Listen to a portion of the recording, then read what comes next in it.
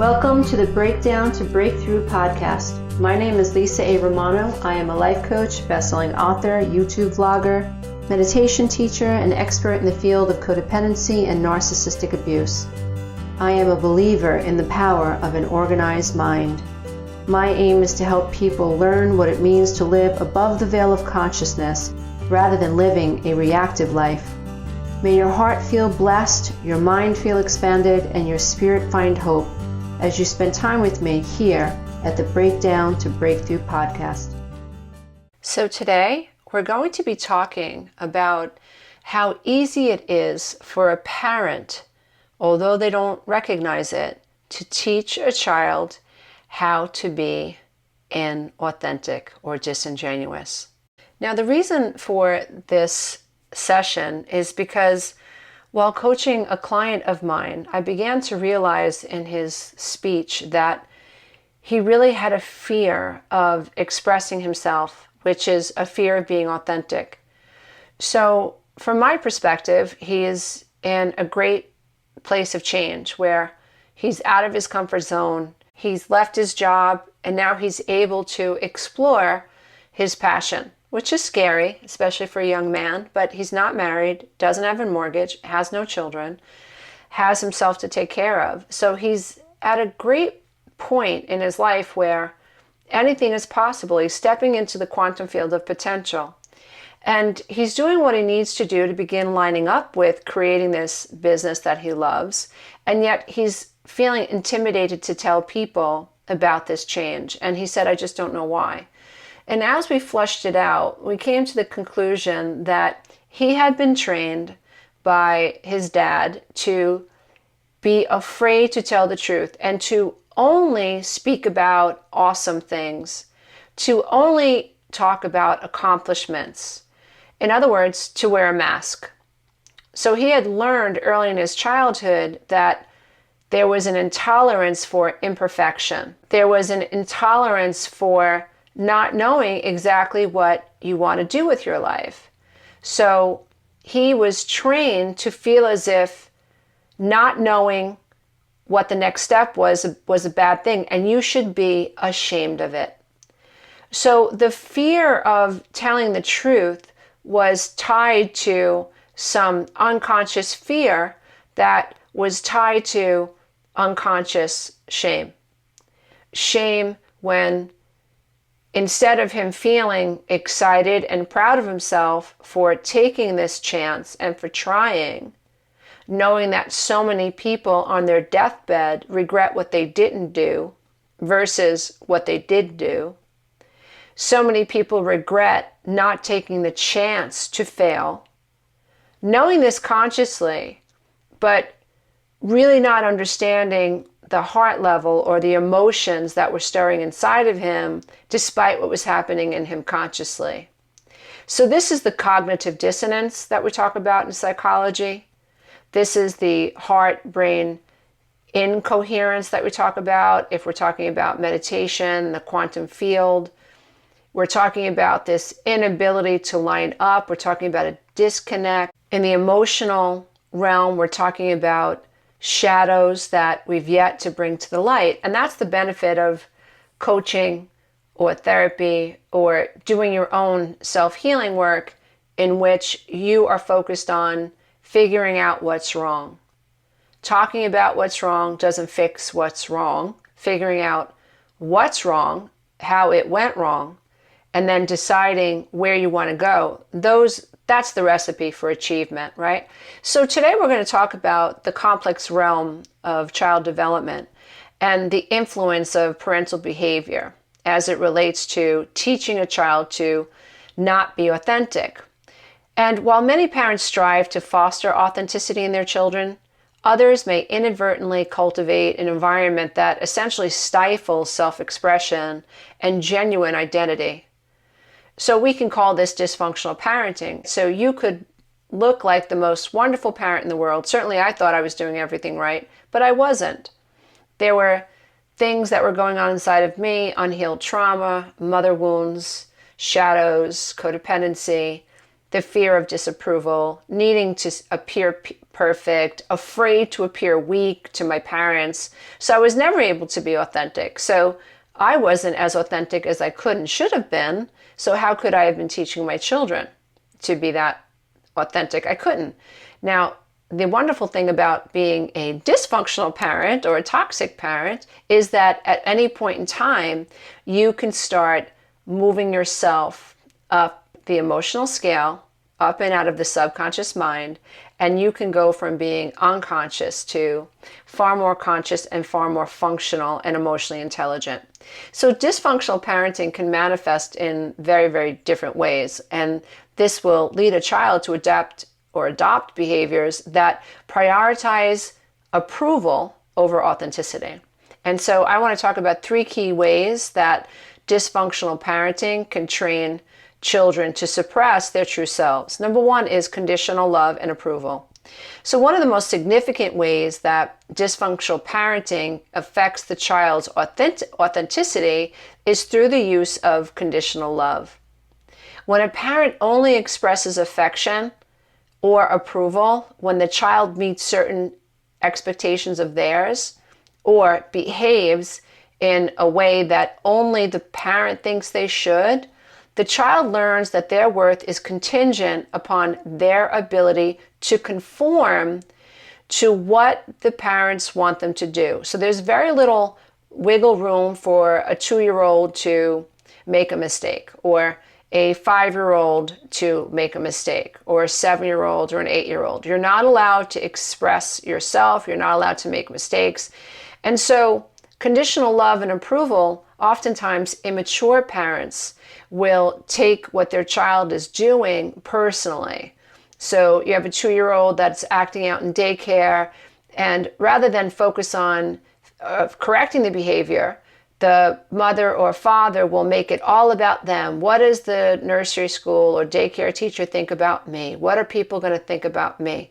That will show up in the energy between the parent and the child, and the parent might not know they are offering the child the vibration of rejection and not even know it. For example, another example actually is a parent might praise a child for achieving high grades or excelling in sports or being nice to everybody while ignoring or criticizing them for their unique interests or struggles or for saying no to someone.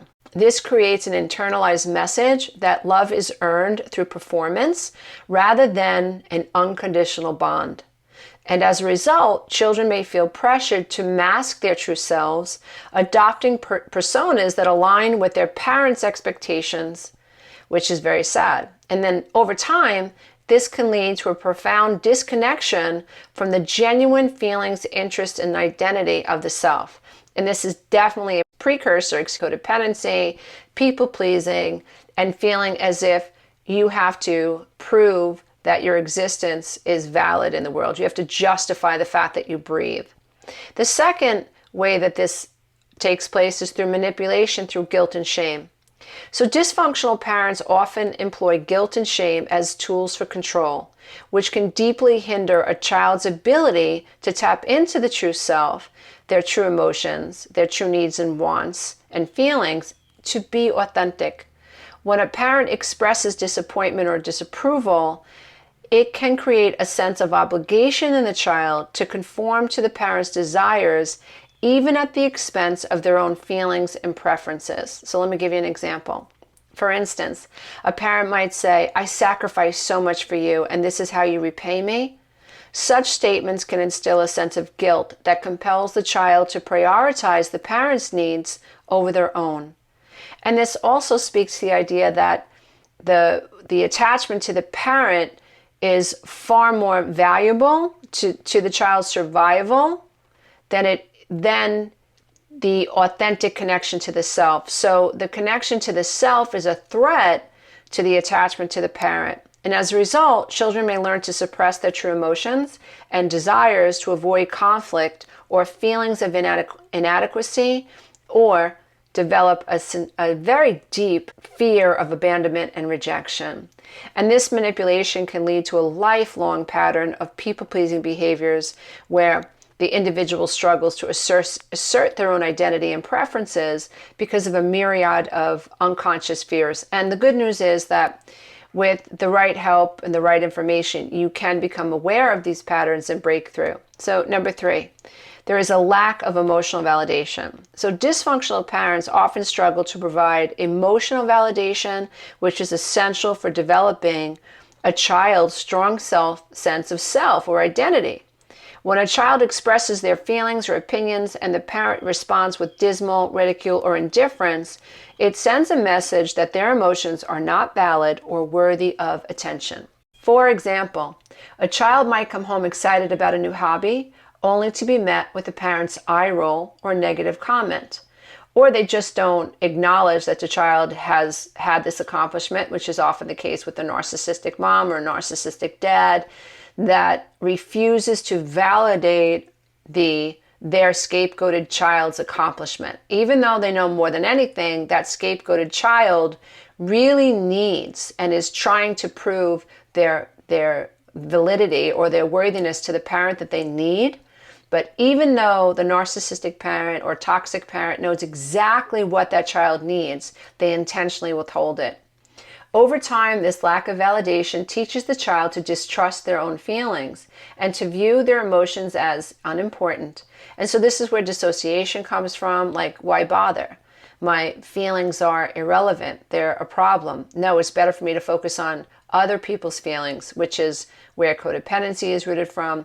And that's why it's so easy for a narcissistic predator type personality to victimize someone from this type of a childhood, because they don't have that center. They don't have that strong sense of self. They don't have the ego boundary. The right to say no or to voice an opinion or a complaint was obliterated by dysfunctional parenting. The good news is that you can figure this out and you can go back and begin to rebuild these ego boundaries and find your way back to the divine self. Although it is a difficult journey to take, it's the best journey you could ever take. So consequently, they may become adept to hiding their true feelings and their desires also, leading to disconnection from their authentic selves. Again, when you are codependent, you have a loss of selfhood, and oftentimes it's because you were raised in this type of environment. This can manifest in adulthood as difficulty in forming genuine relationships, or it also will exhibit as a pervasive sense of emptiness and of loneliness. If you grew up in a home where you heard things that like this, like whatever happens in this house stays in this house, how dare you tell your teacher that your father did that, what's wrong with you, why did you tell people that, you're being taught that you are supposed to lie to the world and lie to yourself and pretend that what's happening in your home is not happening in your home. What are you supposed to do as a child?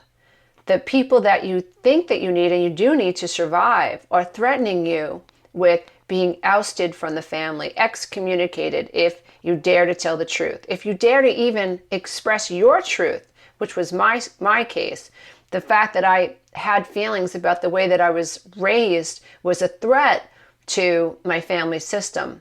And so I very much felt like it's better for me to just stay away from everybody, and it was.